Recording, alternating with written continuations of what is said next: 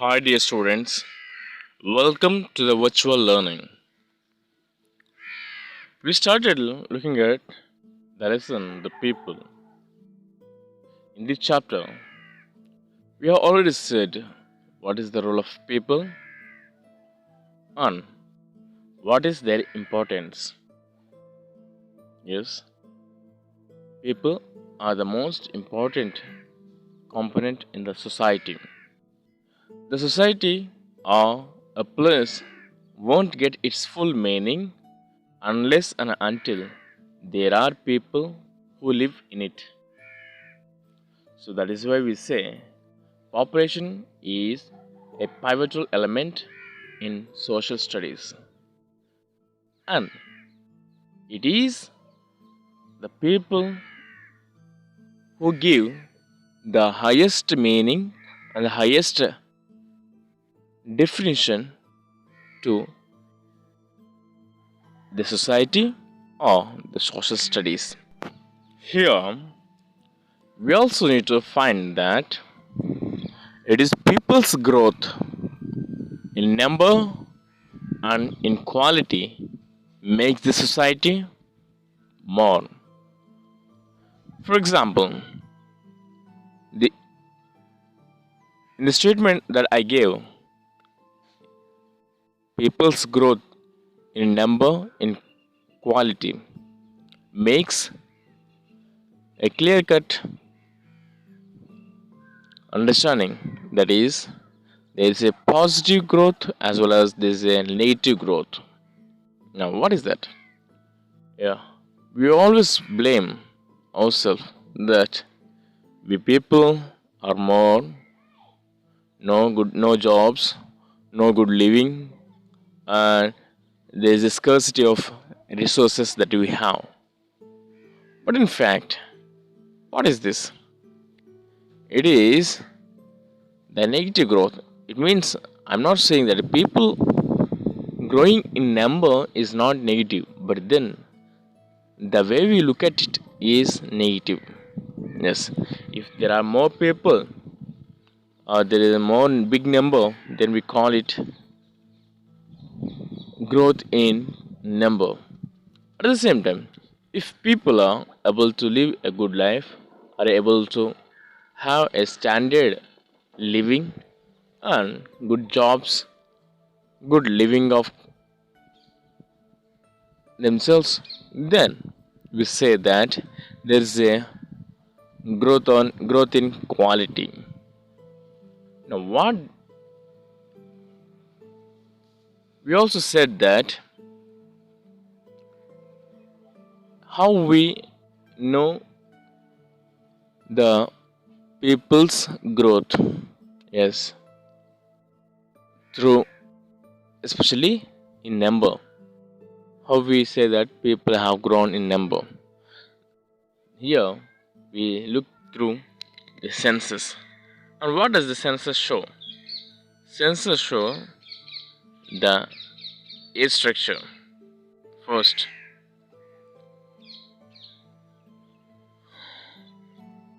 the age structure of a population refers to a number of males and females in different age groups in a country. It is one of the most basic characteristics of a population to an important degree. And in this, we find three categories. One is children between 15 years, 01 to 15 years, and then secondly, working age 15 to 59 years, thirdly, aged about 59 years. So, in the first, the children actually they cannot take care of themselves, so they have to depend on the family members who are between 15 to 59 years. And working age, usually this is the group which forms the working population in a society. They are biologically reproductive. Yes, here these are the people whose bodies are to be more simple. These are the people who can produce children. Most people in this age group desire decent income and security of work. Children and the aged often depend on the earnings of this aged group. Those who have been in a salaried employment or in organized sector may get retirement pension.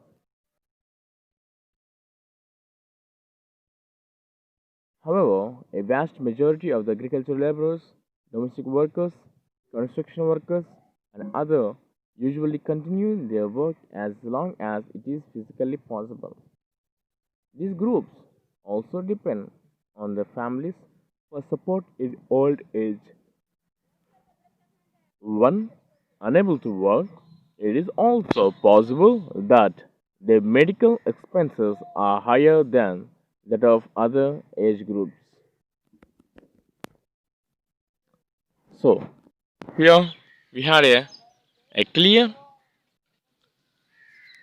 picture, that is, the children and the aged cannot work by themselves. They have to depend because the children they are born and they are studying, so they have no income possibilities. So they have to depend on the parents.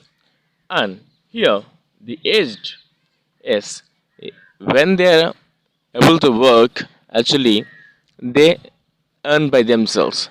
But when it is not possible physically, especially to the workers who do menial work and construction work, uh, agricultural works, and so on. They have to continue to work because they won't get any great pensions.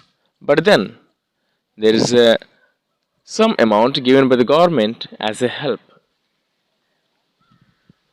So they have to mostly depend on the parents. Secondly, sex ratio. What is sex ratio and what does it show? Actually, sex ratio is the difference between the available number of male and the availability of female for the available male. It means if there are 1,000 male, how many are available for the male? This male female ratio, that is sex ratio, is a cause of concern since it indicates a hidden form of discrimination. Yes, we see from the history or from the very beginning that we don't give much importance to women or girls,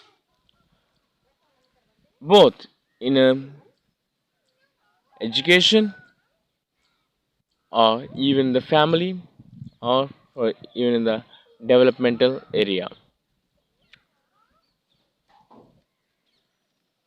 Let us see the nutrition that we give to child or child care or health. Even this is discriminated to a baby girl or baby boy because it is not actually started now. This has been from many ages.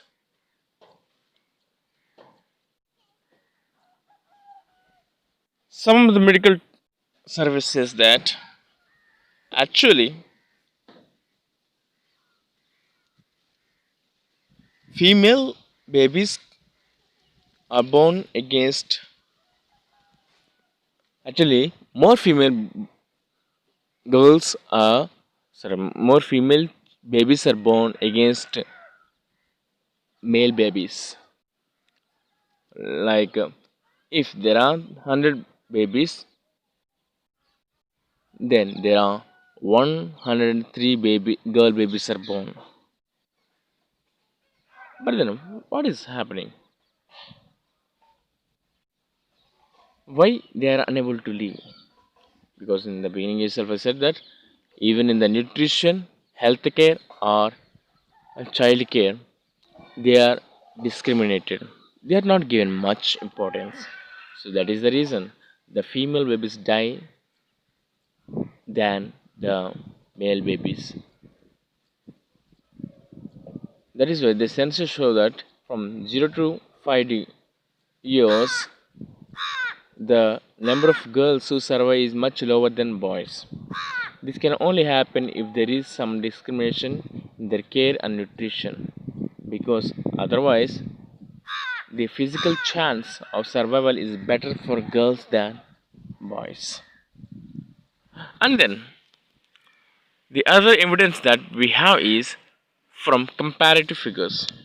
If you look at societies or regions that have provided equality for women and provided equal opportunities for them, the sex ratios are different. Regions that have equal gender relations that favor the males and discriminate against the females tend towards unequal sex ratios. This can happen even though they have high incomes. For example, look at the following data. Yeah, here we have areas and sex ratio of Haryana, Punjab, AP, Kerala, and US. USA.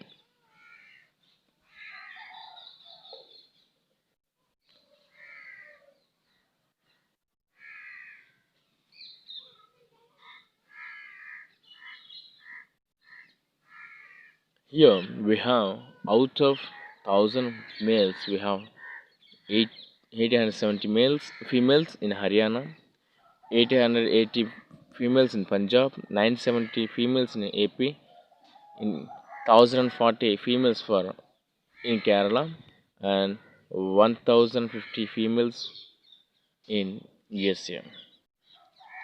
Why and what does this say? This data says that if we give equal opportunities and equal rights and if we don't show them much of discrimination for the development of the women, then there is a high possibility that they can earn high income, as well as there can be great, very good sex ratio.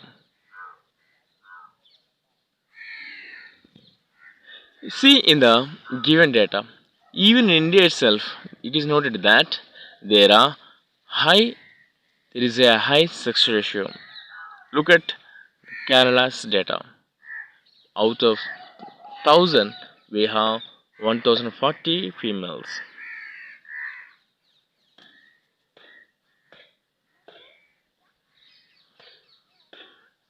And what is the most important discrimination that is shown in the growth of female is that the gender bias. It is not seen exactly, but then from generations to generations, it is found that is preferring boy child to the girl child. Yes, we make a distressing preference for boys over girls. One of the worst manifestation of this pro-male bias is relatively higher mortality rates for girls compared to boys. This is mainly because of the quiet violence of the neglect of their health and illness in comparison with the attention that male children receive. There has also been the case of female fetus in infanticide. Yeah, what does this say, statement?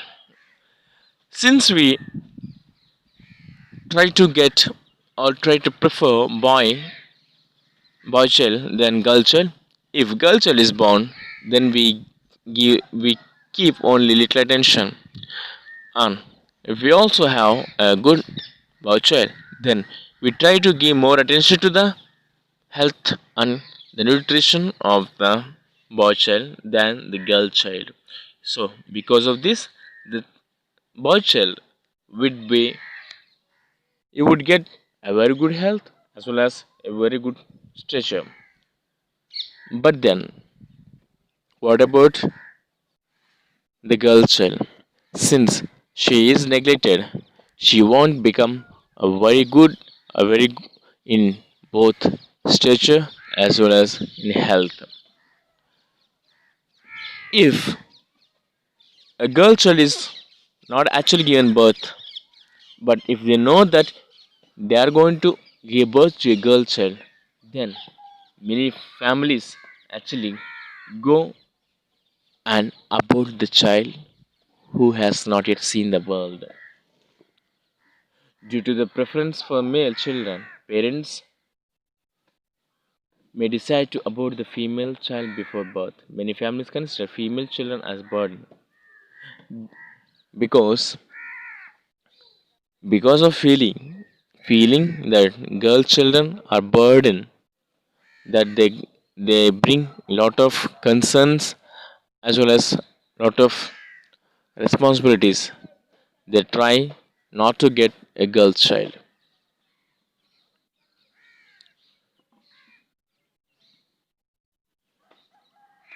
But nowadays, women's education is a powerful weapon which says that women also have a good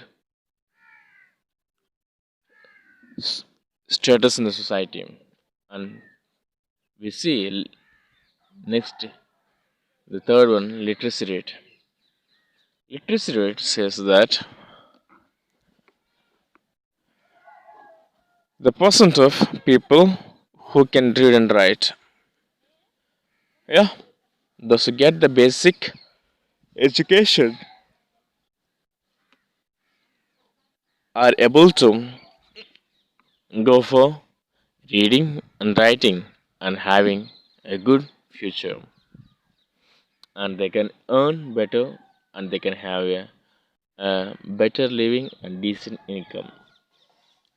And now come to working population. It's pointed out earlier actually when we came across the age structure. But once again, let us look at it. The census of India groups them into four categories: cultivators are farmers who farm or supervise the land that they own or take on rent. Agricultural laborers are those who work on another's farm for wages in cash or kind. Workers in household industries would be those who are manufacturing or repairing some product at home, such as dehusking of paddy, beady workers, potters, weavers, repair of footwear, manufacture of toys, matches, etc. Other workers would be those who are employed in factories, trading, casual, causal labor, and all other occupations.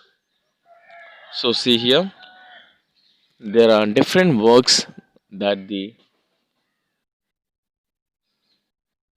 working age people do, and the works also now we category into four. One is agriculture work, the other one is helpers to the agriculture work, and then we have laborers in the agriculture work, and fourthly we have the employees in the factories, trading, and house labor.